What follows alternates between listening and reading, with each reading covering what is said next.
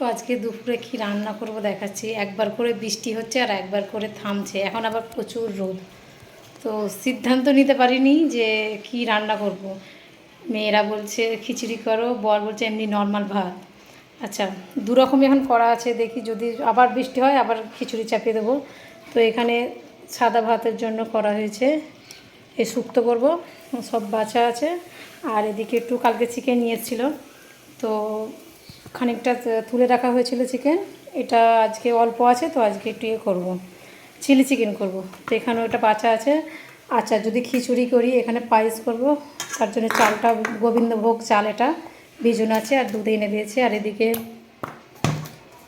আলু, পটল আর কি বলে কুমড়ো আছে, আর কলা আছে, এটা হলুদ নুন মাখানো আছে। আচ্ছা, এখানে খিচুড়ি যদি করি তো দুরকম ডাল ভিজানো আছে, খিচুড়ি হবে। আর ছোলাটা তো আমাদের সকালের দিকে সবাই খায়, ছোলা।